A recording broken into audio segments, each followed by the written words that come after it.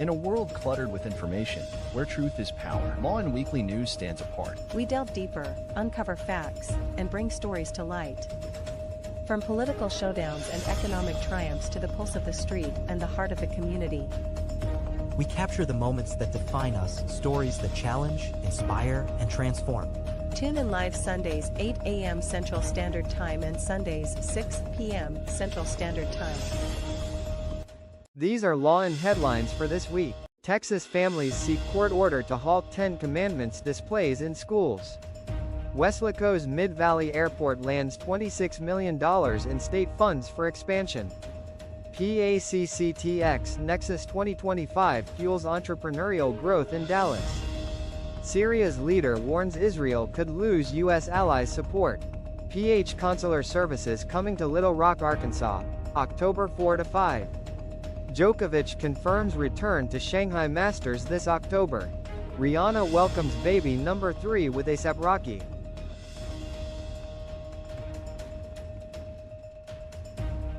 Good day, I am Neska, and tonight we bring you the latest stories in the United States of America, especially the state of Texas. So sit back, relax, and let Lawin Weekly News be your guide to the news that matters most. The Texas Workforce Commission reports a rise in unemployment claims for the week ending September 6. More than 31,000 claims were filed compared to the weekly average of 16,000. The agency states the increase is due to fraud involving stolen identities. The rise is not connected to job losses. The Commission has not released the number of fraudulent claims, but says most of the new claims fall under this category.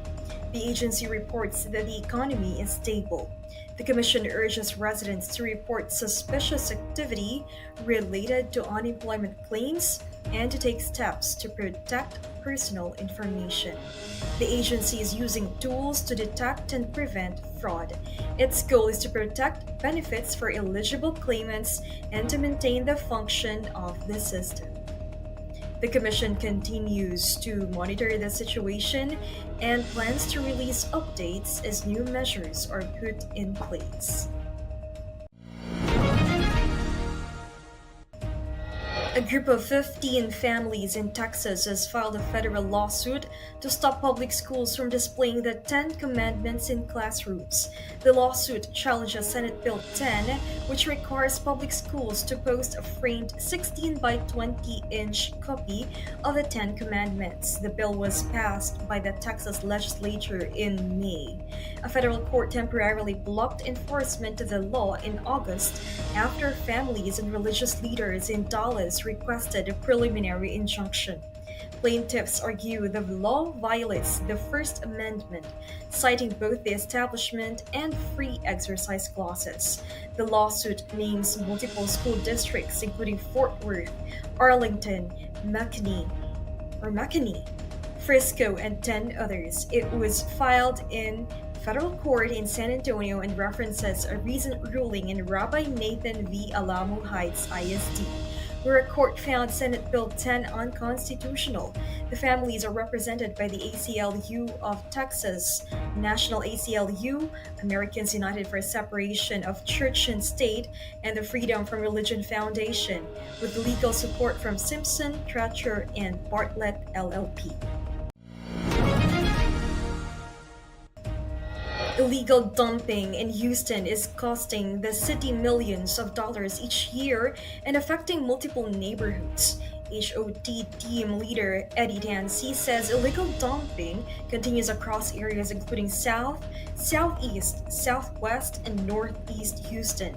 The team works to remove waste before it spreads. Mayor Pro Tem and District K Council member Martha Castex Tatum joined the cleanup and said the issue requires participation from residents. She noted efforts to expand city resources, including adding trucks and staff.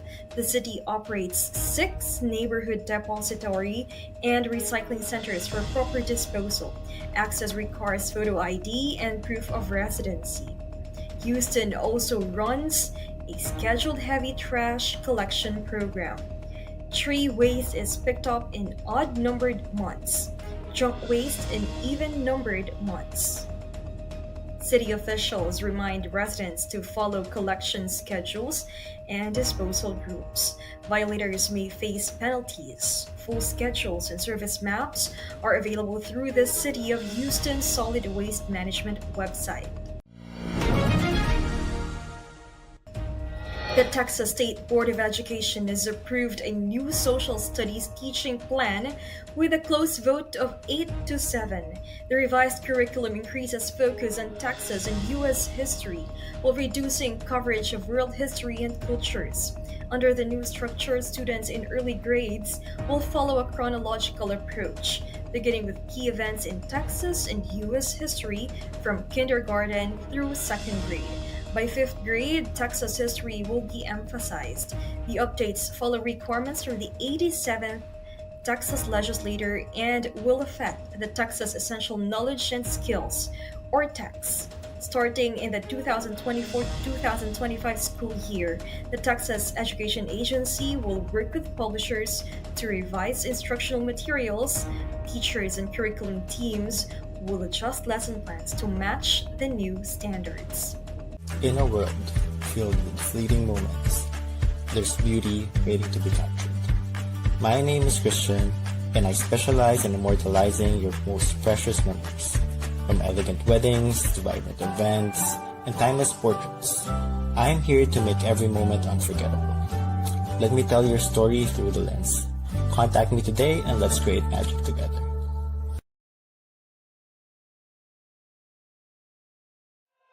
Journey to self-discovery and mastery. Be bold, why not? Season 6 with MJ Concepcion every Monday 8 p.m. CST.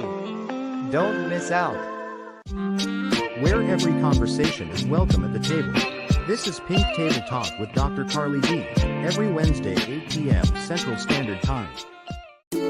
Rice, spice, and everything nice. Welcome to the Philippine food scene with Adobo Queen, Nancy Reyes Lumen of Commissary Kitchen. Every Thursday 8 p.m. CST, Friday 9 a.m. Philippine time. Governor Greg Abbott has announced $26 million in state funding for West Laco's Mid-Valley Airport. The funds will support infrastructure upgrades to handle larger aircraft and increase traffic. Abbott made the announcement in West Laco, signing 2 proclamations to allocate the funding. He said the expansion would support the long-term economic growth in the Rio Grande Valley and compared to the potential impact to airports in Dallas and Austin. West Laco Mayor Adrian Gonzalez said the upgrades will improve emergency response and attract businesses. He pointed to the airport's role during the COVID-19 pandemic when supplies were delivered by air and noted the need to accommodate larger planes. Mid-Valley Airport serves as a hub for state and federal emergency operations, including used by the Texas National Guard and the Department of Public Safety. State Senators Juan Chuy Hinojosa and Adam Hinojosa highlighted increased commercial activity and the region's flood risks, calling the upgrades necessary for a timely response and evacuation. City officials plan to meet soon to review project timelines and details. The event ended with Mayor Gonzalez presenting Governor Greg Abbott with a key to the city. The Immigration and Customs Enforcement Field Office in Dallas is under investigation following a deadly shooting on Wednesday. A gunman opened fire at the facility, resulting in multiple fatalities. This follows an earlier bomb threat reported in August, which led to a temporary evacuation. No injuries were reported in that incident, and no explosives were found. Officials have not released the names of the victims, pending family notifications. Investigators are working to identify the shooter and determine the motive. Authorities are also examining possible links between the shooting and the previous bomb threat, but no connection has been confirmed. Since the August incident, security at the Dallas office has been increased. The facility remains on high alert, with safety protocols under ongoing review. IC released a statement confirming cooperation with local law enforcement and expressed support for affected families. officials are asking the public to report any information related to the case. The Philippine American Chamber of Commerce Texas Region 1 Dallas-Fort Worth held its Nexus 2025 event at Dallas College's Brookhaven Performance Hall. The event brought together business owners and entrepreneurs to learn, connect, and grow. The theme, The Future of Business, the Importance and Benefits of Being Certified, focused on how certification can help businesses succeed.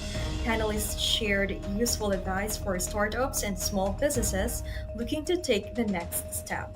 PACCTX State President Attorney Eileen Ligat-Dizon spoke about legalizing business in Texas, giving clear steps on how to start and grow a business while following state rules.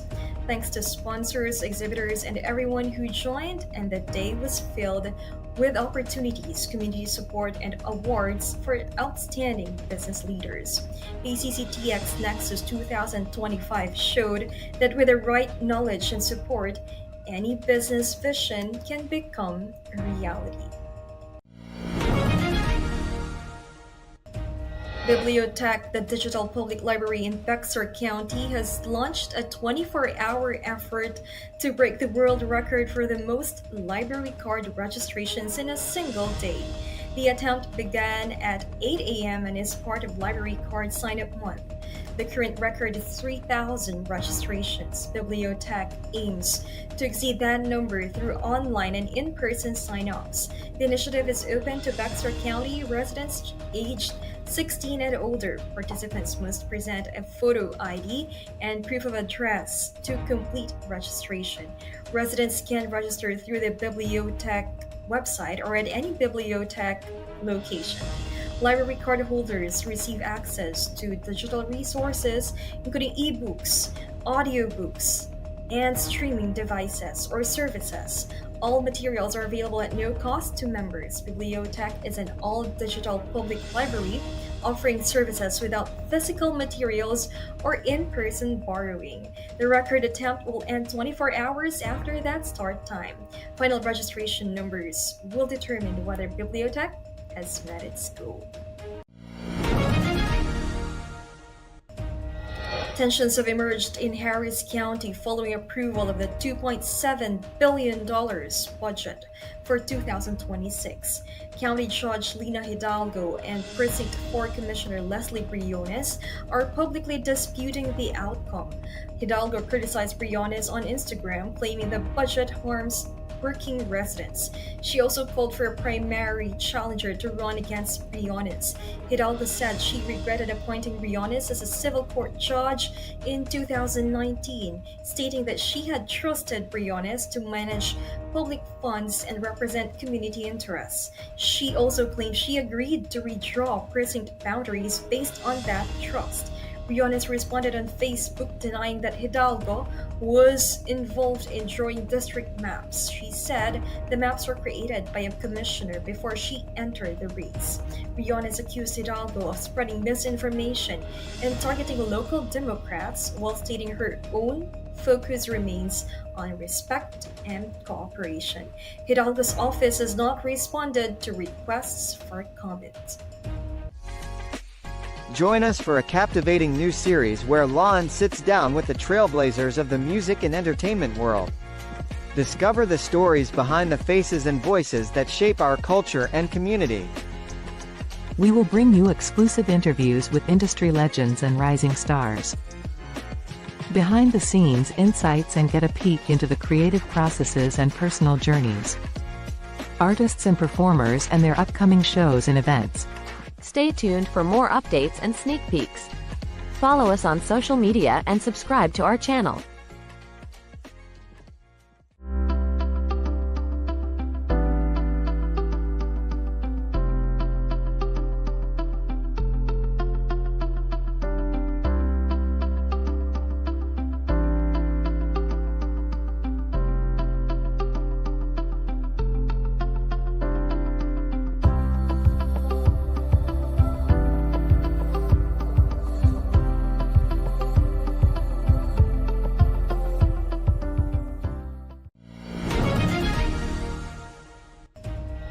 The Trump administration has directed federal agencies to prepare for possible layoffs if Congress does not pass a government funding bill before the deadline.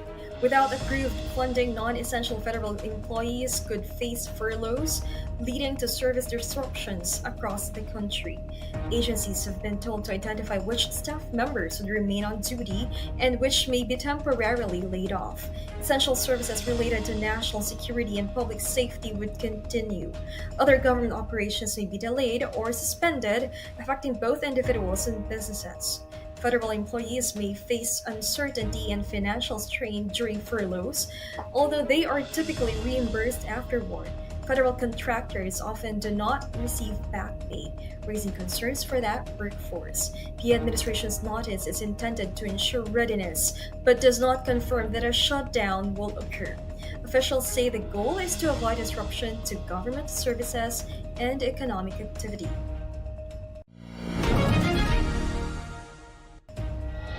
President Ferdinand Marcos Jr. has approved the reallocation of 36 billion pesos in government funds. The money, originally set for flood control projects, will now support programs under the Department of Social Welfare and Development. Programs include cash assistance, livelihood support, and other welfare services. President Marcos said the adjustment is a response to current social and economic needs. The Department of Budget and Management, DSWD, and agencies involved in flood control are coordinating the reallocation process.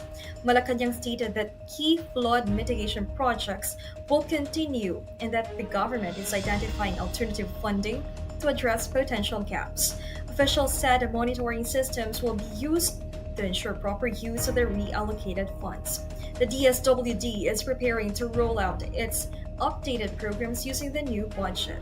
Implementation timelines have not been announced. Syrian President Ahmed al-Sharaa has warned that Israel's actions may affect the interests of the United States and its partners. In an interview, al-Sharaa said decisions made by Israel could create divisions between the U.S. and its allies. He pointed to military operations, territorial claims, and other measures by Israel that neighboring countries see as threats to regional stability. The Syrian government views these actions as factors that may lead to further tension in the Middle East. The United States maintains a long-standing relationship with Israel, including military and political support. That partnership remains a key part of U.S. foreign policy in the Middle East. Al-Sharaa's comments come during continued regional disputes and conflict. He called for careful involvement by the international community to avoid escalation and maintain cooperation among nations. The U.S. has often acted as a mediator in the region. Al-Sharaa's remarks raised questions about how Washington will manage potential challenges linked to its alliance with Israel.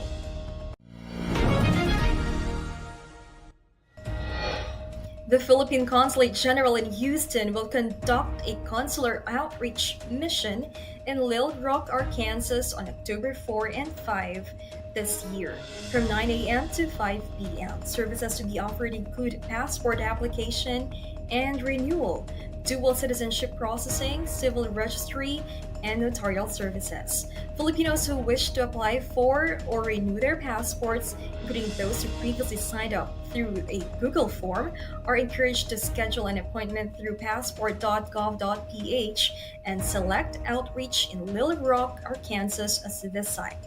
Applicants for dual citizenship, civil registry, and notarial services are advised to email scanned copies of their requirements to houstonpcg.outreach@gmail.com for assessment and guidance before the event. The consulate emphasized the need for advance appointments and proper documentation to ensure the smooth conduct of the outreach. Further details regarding the exact venue and final instructions will be announced prior to the scheduled dates. The outreach is part of the consulate's continuing efforts to extend essential consular services to Filipino communities under its jurisdiction. Filing taxes, dealing with tax debt, or facing IRS actions is stressful, but you don't have to go it alone.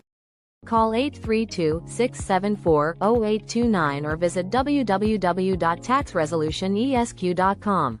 For divorce and family law in Texas, Liggett Dizon Law Firm PC will guide you every step of the way. From initial consultation to detailed review of your case and strategic planning. We'll sit with you during negotiations or mediations, and represent you in court. Whether it is a family law, estate planning, or immigration, we will be there to guide through the final steps. So, leave your legal matters behind you and embrace your future. You can contact Liggett Dizon Law Firm PC at 346-5454-346 or visit DizonLawFirm.com. Novak Djokovic will compete in the Shanghai Masters beginning October 4th. Tournament organizers confirmed his participation on Tuesday through official channels.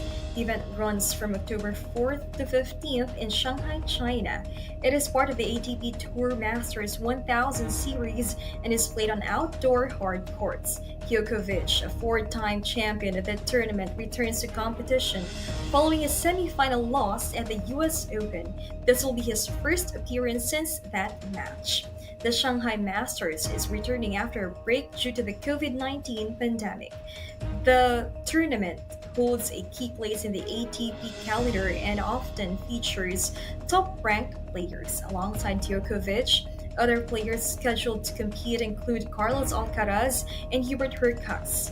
Organizers continue preparations as the event approaches its opening round next week. Filipina tennis player Alex Yala has advanced to the quarterfinals of the Jingshan Tennis Open after defeating Japan's Mei Yamaguchi in straight sets 6-0, 6-3. The match took place on Thursday in China. Yala completed the win in 72 minutes. Yamaguchi, ranked world number 268, was unable to respond to Yala's consistent play. Yala won the first set without dropping a game and maintained control in the second to close out the match.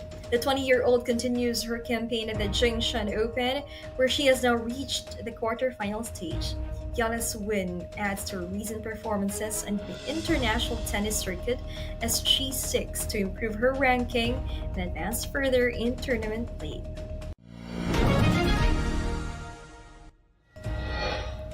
Pop artist Rihanna and rapper A$AP Rocky have welcomed their third child, a daughter named Rocky Irish Mayers. The child was born on September 13th. The announcement was made through Rihanna's official Instagram account. The couple has two other children, Raza and Riot. Rihanna, in addition to her music career, is the founder of Fenty Beauty and holds an estimated net worth of over $1 billion. No further details about the birth have been released.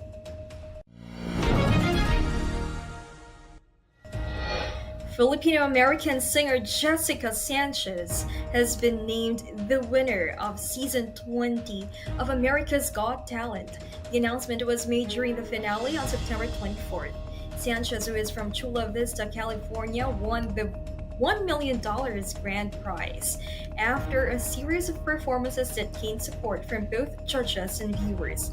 While the prize totals $1 million, reports note that winners often receive the amount through structured payments or as a lump sum with deductions based on show guidelines. Sanchez's win has received attention from media outlets and music industry professionals. Her performances throughout the season have led to new opportunities for future projects.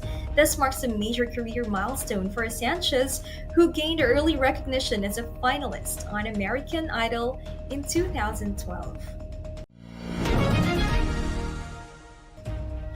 As we brace ourselves for the upcoming weather changes, let's dive into what you can expect day by day. Whether you're planning outdoor activities or just preparing for the week, we've got you covered with the most accurate forecast. Stay tuned with us as we take a closer look at the weather patterns that will impact our region. Remember, here at Lawin Weekly News, we bring you the clearest skies to the stormiest forecasts. Here is your Lawin Weekly News weather forecast in Houston, Texas. On September 28, Sunday, the highest temperature is 91 degrees Fahrenheit with a low of 77 degrees Fahrenheit, mostly sunny with a small chance of showers in the evening. On September 29, Monday, the high reaches 90 degrees Fahrenheit with a low of 76 degrees Fahrenheit, partly sunny with scattered afternoon thunderstorms. On September 30, Tuesday, the temperature peaks at 89 degrees Fahrenheit and drops to 75 degrees Fahrenheit at night, mostly sunny with brief passing showers possible. On October 1, Wednesday, the highest temperature is 88 degrees Fahrenheit with a low of 74 degrees Fahrenheit, partly sunny and warm with isolated thunderstorms. On October 2, Thursday, the high is 87 degrees Fahrenheit and the low around 73 degrees Fahrenheit, sunny for most of the day with a chance of evening storms. On October 3, Friday, the temperature reaches 86 degrees Fahrenheit with a low near 72 degrees Fahrenheit, mostly sunny throughout the afternoon. On October 4, Saturday, the high temperature is forecast to be 88 degrees Fahrenheit with a low of 72 degrees Fahrenheit, and the day will be sunny.